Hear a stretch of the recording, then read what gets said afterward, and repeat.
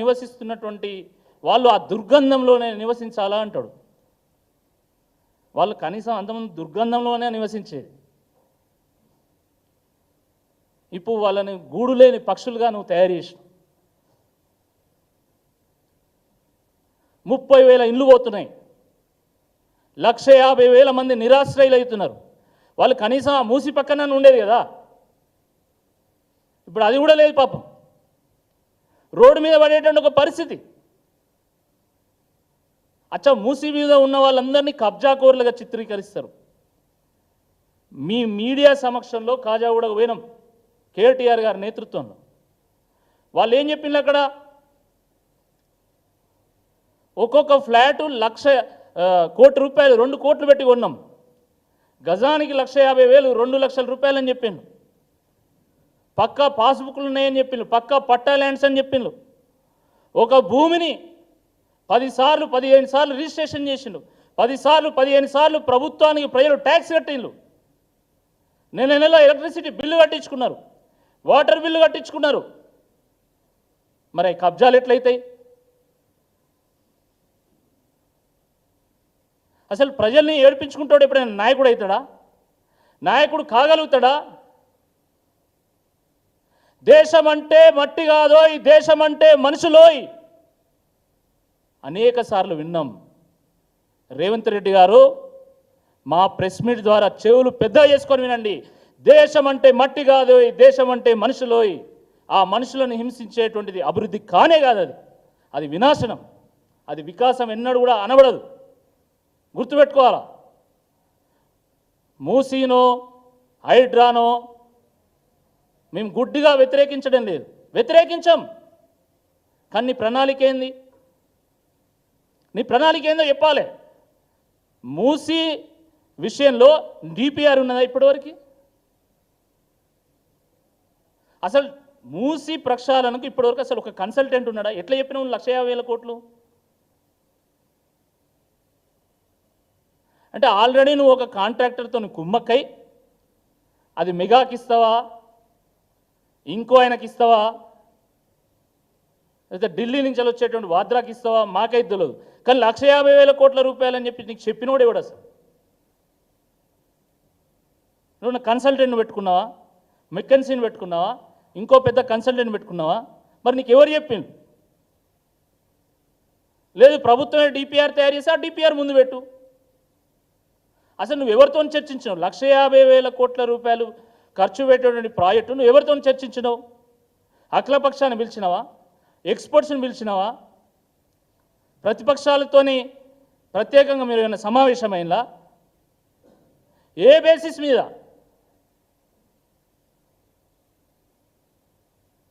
ఇగిరంద కోడి ఇళ్ళకి నట్టున్నది కథ. నిజంగా ఇగిరంద కోడే. జ్ఞానం ఉందా కనీసం? మరి ఆ చెప్పటోడు ఎవడు చెప్తాడో మాకైతే అర్థం కాదు. ఆయనకు సొంతంగా విజన్ లేదు, ఎవడేది చెప్తే అది నమ్ముడు. కాకతీయ కళాతోరణం తీసేయాలి, రాజముద్రించాలి. ఎవడైనా దిమాకు ఉన్నాడు ఒక ముఖ్యమంత్రి స్థాయిలో ఉండి కాకతీయుల కళాతోరణాన్ని వ్యతిరేకిస్తారా అండి? నాకు అర్థం కాదు. It is a symbol of pride. దాన్ని వ్యతిరేకిస్తావు, దాన్ని తీసేస్తావు. ఒక ఆయన లెఫ్ట్ అయినా తింటాడు, ఒకరోజు లెఫ్ట్ అయినా తింటాడు, ఒకరోజు రైట్ అయినా తింటాడు. అసలు ఆయనకంటూ పాలసీయే లేదు, ఆయనకంటూ విజనే లేదు. దానివల్లనే 9 నెలల్లో 10 నెలల్లో రాష్ట్రం మొత్తం ఈరోజు సంక్షోభం దిశగా వెళ్తూ ఉంది. కాబట్టి ఈ సందర్భంగా నేను ప్రభుత్వానికి విజ్ఞప్తి చేస్తున్నాము, మీరు ఒక స్టేబుల్ పాలసీతో ముందుకెళ్ళండి. ప్రజల ఆదాయం తగ్గుతున్నది, మీ ఆదాయం పెరుగుతున్నది అందరూ తెలుసు. ఒక్కొక్క స్క్వేర్ ఫీట్కు 40 రూపాయలు వసూలు చేస్తాను అంటే ఎవరు మాట్లాడే ప్రశ్నలు, కానీ నాకేం భయం లేదు, నేను మాట్లాడుతున్నా. ఇది వాస్తవం కాబట్టి నేను మాట్లాడుతాను. ఒక స్క్వేర్ ఫీట్కి 40 రూపాయలు మీరు వసూలు చేస్తున్నారు.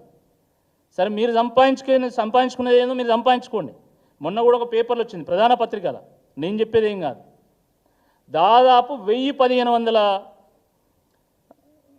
ఈ దాని అప్లికేషన్లు, లేఅవుట్లకు సంబంధించినటువంటి అప్లికేషన్లు ముఖ్యమంత్రి కార్యాలయంలో సంతకాల కోసం ఆడ పెండింగ్లో ఉన్నాయి. ముఖ్యమంత్రి కార్యాలయం ఎందుకంటున్నా అంటే ఈ జిహెచ్ఎంసీ వాళ్ళు ఇంకో మున్సిపల్ వాళ్ళు వీళ్ళందరూ కూడా అక్కడ గ్రీన్ సిగ్నల్ ఇస్తేనే వాళ్ళు అప్రూవ్ చేస్తారు.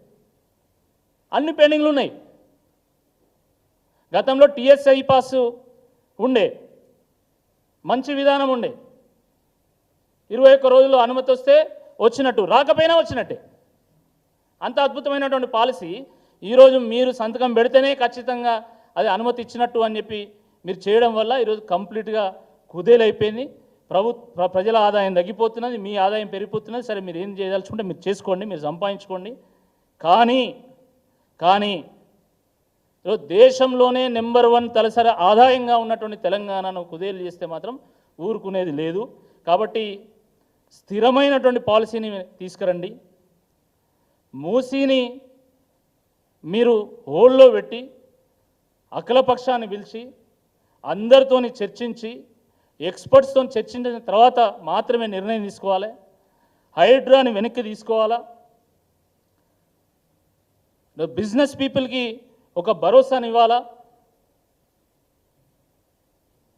ఎందుకంటే కేయిన్స్ పోయింది, మీకు తెలుసు.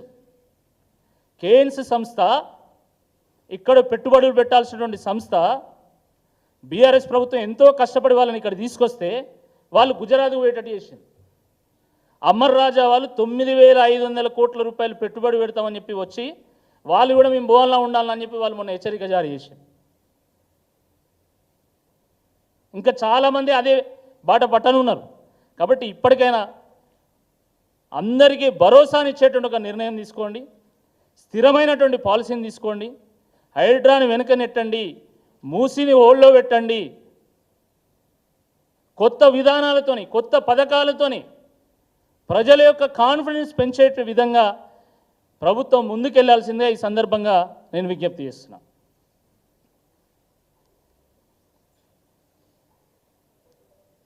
ప్రశ్నలు ఉంటే అడగవచ్చు.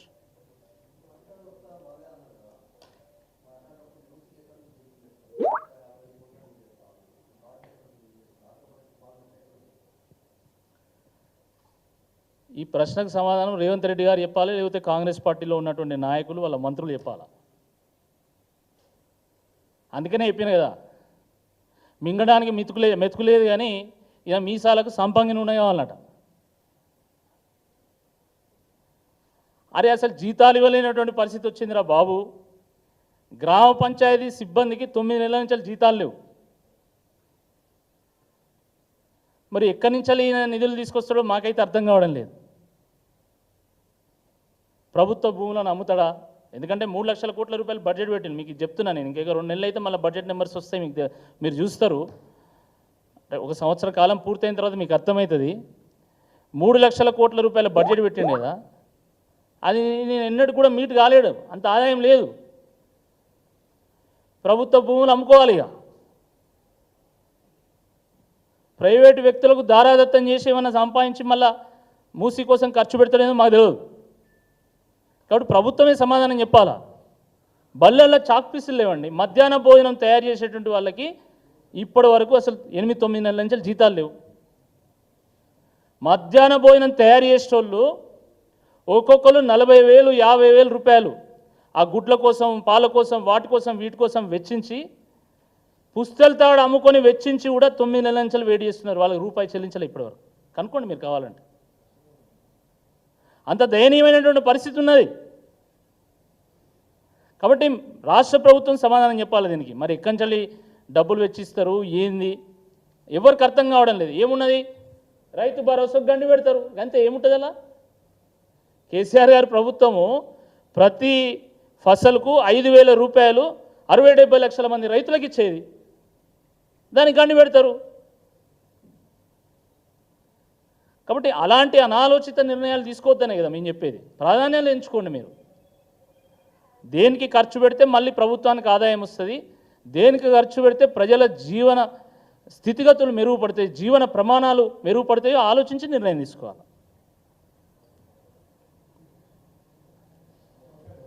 Thank you.